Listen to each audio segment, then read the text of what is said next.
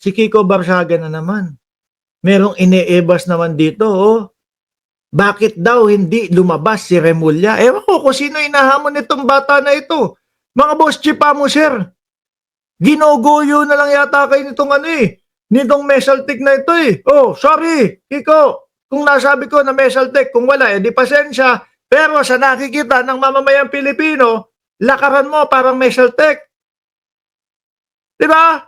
Hinahanap, hindi lumabas si Remulla. Natakot. Inabangan ka ni Remulla doon mismo sa gate nung Forbes Park. Inaantay ka. Tingin ko nga kaya mo binago yung lokasyon, kaya nga pumunta ka doon sa ibang lugar kasi alam mo nando si Remulla. Hinintay mong umalis. Di ba pinausog-usog nila? Kesyo daw, alas 10 na lang. Siguro kasi nandun pa si Remulla. Alas 11 na lang.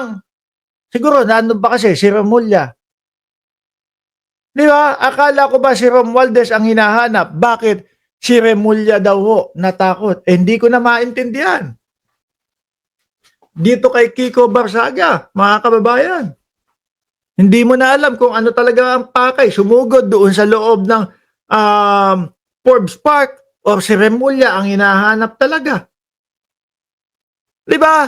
Mga kababayan, mga DDS, maniniwala kayo dito sa post ni Barsaga? Nawala si Remulla doon? Nandoon, si John Vic Remulla, inaabangan yung pagdating niya. Ano ginawa? Ano sinabi sa inyo? Nako, alas 10 po, alas 10 na lang po. Siguro hinihintay niyang umalis. Oh, hinihintay niyang umalis na si John Vic Remulla ay umalis. Tapos nung nandoon pa, alas 11 na lang, alas 11 na lang ho. Ganun naman daw mga boss chief amo, sir. Ang gulo, yung piling matapang, pero babalik ta rin ka. Malala ang rabis ni Meow Meow, sabi ni Sunny Lu, sabi ni May Susan Banzuela. Idol Mark, galing mo palang kumanta, Sing Pa More, yung kantang No More ni Elvis Presley. Tas dagdagan mo, No More Kurakots. Alam nyo, kapag ka iba na kinanta ko, wala na, sablay na. No, actually, yung Just Once nga, sablay na eh. Ewan ko sa inyo kung ba't kayo nagagalingan. Pati ako, inuuto nyo. Akala nyo, DDS ako mauuto nyo, ha? Sasabihin nyo pa, magaling ako. Kayo talaga. Oh. Ano kanta sunod gusto nyo? Sabay, anong kanta gusto nyo, no? Hindi.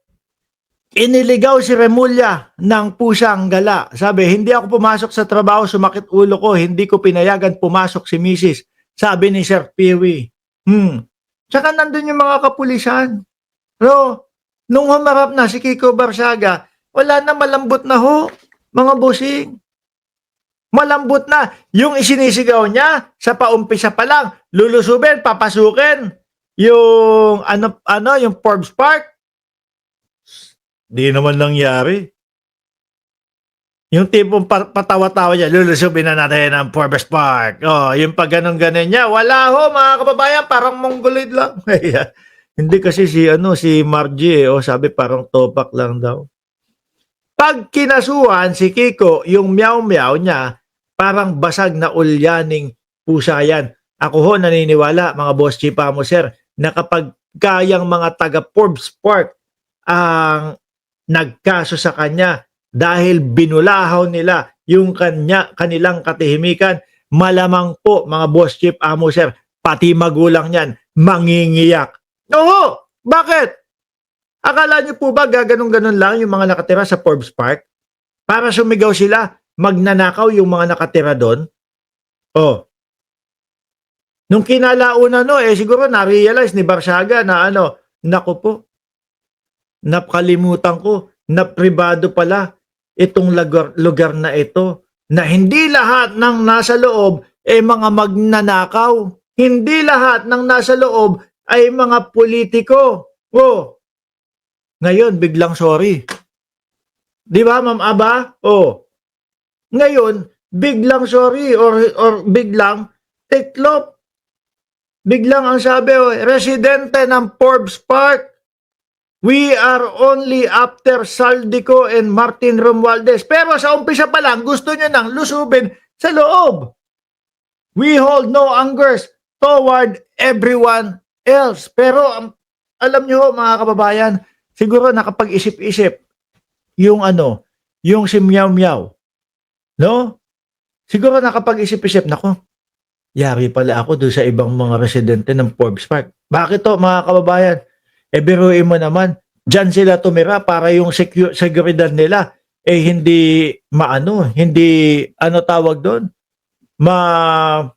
malagay sa alanganin. Tapos pasusugurin ni Kiko Barsaga yung mga mamamayang Pilipino. Buenas siya! Dahil sa 31,000, ilan ba daw sila? 32,000? Kahit na, sige, hayaan mo na. Isama mo na yung kabilang yung pangalan ko sa 32,000. Sa 32 million. Sa 32 million mga kababayan. Dadalawandaan ang pumunta. Diba? Kasi bakit kasi na-realize nila, hindi naman yan yung kagaya nung September 21 Hindi kagaya nung September 21, mga boss chief amuser, na totoong laban sa korupsyon, na sinalihan ng mga DDS para magmuka na marami yung pro-BBM resign. Nung nabasa ng mamamayang Pilipino, naku po, saglit lang, etong lakad pala ni Barsaga, BBM resign. Walang pumunta. Di ba? Walang pumunta mga kababayan.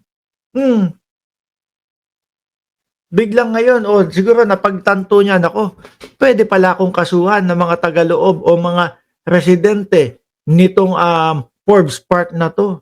Kapag dinamay ko sila. Sa umpisa pa lang dinadamay niya na Hindi niya naman pinapaliwanag. Sinasabi niya, dito nakatira yung mga magnanakaw. Yung iba dyan, mga boss chief amuser, nakuha ng malinis yung kayamanan nila. Mga may negosyo or talagang mga ninuno pa nila, mayayaman na. Tapos masasabihan ka ni Barsaga na ganun. Sabi ni Jocelyn Cosme, inaantay ko nga na sirain nila yung gate ng Forbes Park Yun talaga iisipin mo, madam. Kasi pasugod daw Susugurin papasukin daw ano iisipin mo nun? Sa pilitan. Yung mga natutulog doon sa loob, mabubulahaw.